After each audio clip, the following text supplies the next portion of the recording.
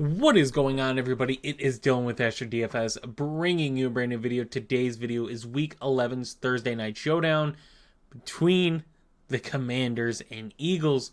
Now, this is tied for the highest total on the week. I guess. I don't know. I thought maybe we'd get some higher totals with some of the matchups we have this weekend, but we don't. So Washington, Philly. For the most part, Thursday games have been pretty decent scoring. You have a few outliers, but for the most part, you're getting 40 plus totals, which, it isn't terrible. But, compared to some of the games we've seen this season and on some Thursdays, we'll take it, right? Now we get two really high scoring offenses. One defense that's played pretty good football with Vic Fangio as their defense coordinator.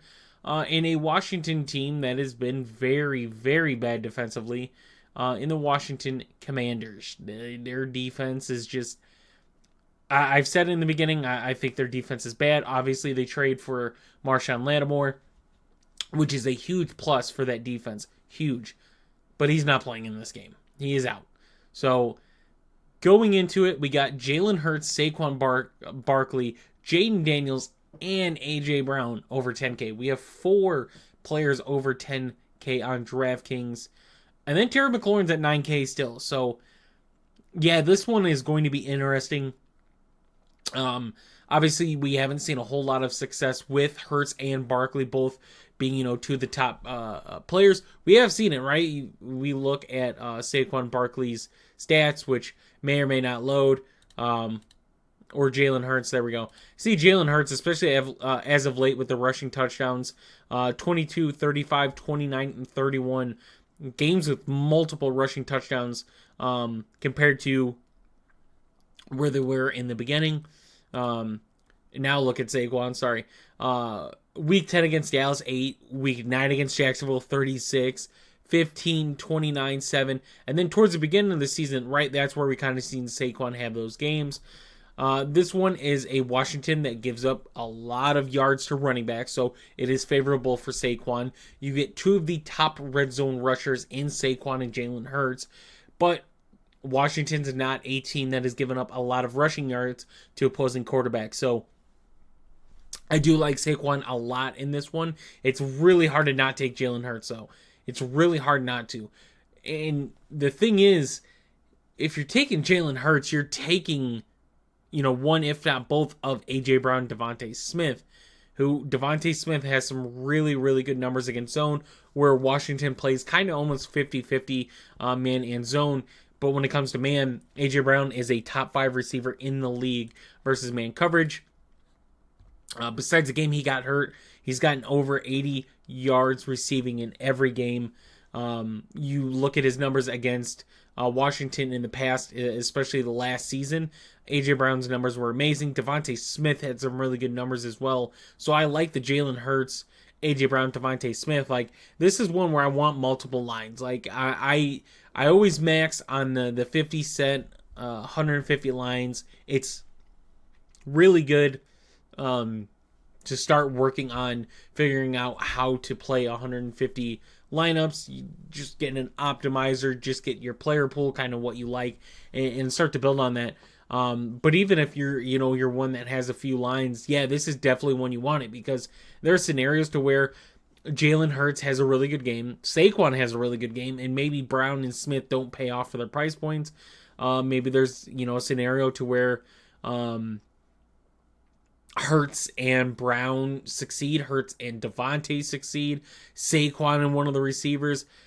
There are a lot of scenarios. There's a lot to like for these top 4 for Philadelphia. So all 4 are in play. When it comes to Jaden Daniels, Washington averages the most points per drive. So that means if Washington's getting the ball, they're scoring some sort of fashion, whether it's a field goal or a touchdown, they're scoring. They're getting down the field. Philly's had a tough defense, but you have to look at who Philly's faced, and they're not the strongest teams. Now, I will say they did play Cincinnati and pretty much shut them down. But you go and look at Washington, and against the Giants, Jaden has a good game. Against the Bears defense, Jaden had a pretty damn good game against a Carolina team where he, he got a little hurt. Still somehow managed to get 5 points off of the volume he got right through that rushing. But against Pittsburgh, 8. You go earlier into the season, you start to see them play. I don't even know, right? Because Tampa Bay's defense has given up quite a bit of passing yards. The Giants' defense, I guess, is one to look at, but I still feel like they're terrible, right? Just lost to Carolina. Cincy's secondary been pretty bad. Arizona's secondary, their defense has played good, but still pretty bad. Cleveland's defense has been bad this season, notorious for having good defenses. Baltimore's defense, giving up a lot of passing yards. In the Carolina game, don't really count, but still, Washington scored 40 on them with Marcus Mariota. Jaden has kind of been an outlier, right? Like, even if a Pittsburgh defense, right, where he only rushes for 5 yards in 34 passing attempts, only 200 passing yards, no passing touchdowns. Like, 8 for a floor isn't like the worst thing ever. We've seen some pretty bad performances like Aaron Rodgers just had. 8's still not a terrible floor. Now, granted, if I'm looking at somebody from Washington to play at the top, it's Jaden. Like, Philly's another team that hasn't given up a lot of rushing yards to quarterbacks. But, like, Brian Robinson is back. So you get Brian Robinson and Austin Eckler against a very good defense against the run. Zach Ertz, kind of non-existent for me in this matchup. Terry McLaurin is 9K. If you're playing off of a high-scoring game, it's really hard to get Hurts and another, Philly pass catcher and get Jane. Like, well, I'm just going to throw it in for an example of going this, and we'll go Devontae and Terry McLaurin instead. You're left with 5,500, and we don't even have a captain yet. That is going to be tough. You're going to have to make that decision of, do you want to favor the Philly side? Do you want to favor the Washington side? But, in my opinion, you get a break of, I don't want to play a Washington running back on this one. I don't want to play a tight end, whether it's Dallas Goedert or Zach Ertz. I'm really not interested in playing either one. So those guys kind of get out. So I'm liking the top 6 on this. We start to go down. Noah Brown, I think, is a pretty good value on this one. With his targets, 13 targets in the last 2 games. You had Chicago in there. You got 19, so averaging, 6.5 targets, a little over. But for his price point, his price is a little bit higher than what I'd like it to be on this slate. Like, if he was like a 56, 5,500, kind of where Zach Ertz is, I'd love it, but he is up there. Now, granted, if you don't want to play Terry McLaurin, but you still want to have a pass catcher, yeah, it's a lot more doable if we throw these guys back in here really quick. We'll throw Devontae. You get an extra 1,400 per player, so it is more doable going that route if you just really wanted to save money. I do think the kickers are definitely in play in this one. The Commanders giving up a lot of yards per drive, a lot of points per drive. Kind of look at Jake Elliott in his home games where he's averaging over 2 field goal attempts a game, which is nice. So getting you somewhere around 8 to 9 points. And then we're going to talk about Washington's kicker, Zane Gonzalez, right? You see his first game with the team against Pittsburgh, 11 DraftKings points, 2 for 2, makes all his extra points. And then you go look at Washington's kicker that is not playing, right? He has 27 field goal attempts in 8 games. He has 22 extra point attempts in 8 games. So let's look at his DraftKings points. 22, 9, 11, 10, 15, 17, 13, and 9. That is crazy. That is crazy. For a kicker, that is crazy. So, Zane Gonzalez at 4,800. Jake Elliott at 5,200. I want to have one in this lineup, right? I don't think I prefer either one. It's all based off of what you're building your line. If you're building a Philly line, I want Zane Gonzalez. If I'm building a Washington line, I want Jake Elliott, right? I don't want to get, Jalen Hurts, AJ Brown, and then go Jake Elliott. That and makes me think that Philly's not going to score. So if I'm going the Philly route, I want Zane Gonzalez. I'm saying Philly's going to score touchdowns, Washington's going to score field goals, and I'm going to go that route. So both kickers are in play. It's just depending on which side you're favoriting is going to be more efficient scoring, which I have Philly, right? Washington has been a worse defense, especially in the red zone. Philly is a very good team in the red zone. Washington kind of average, but Philly's had a better red zone defense.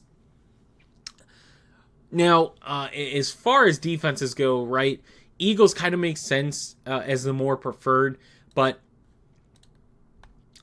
you could look at their numbers against a team like Cincy. You only get 6 points. A team like Tampa Bay, only 5 points. A team like Atlanta, 1. Green Bay, 3. So it's not good against some really good offenses. And then we go and look at Washington, and just Washington on the road. -3 against Tampa, 1 point against Cincy, 7 against Arizona, 3 against Baltimore, 4 against the Giants. So on the road, Washington's defense has not been very good. Yet again, they still don't have Marshawn Lattimore. So if I had to pick a defense, I'm going Philly. Now, as far as guys getting down here at value, there's not a whole lot that I like on this slate. There really isn't.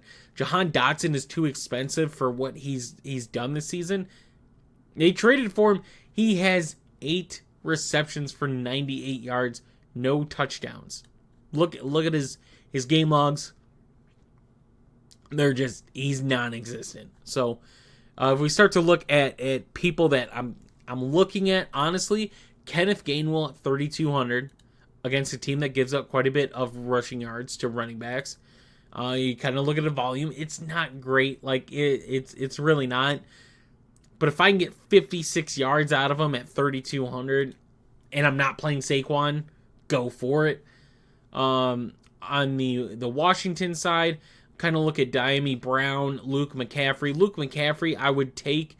He's kind of the guy I would go for. Just gets on the field more, but hasn't seen a lot.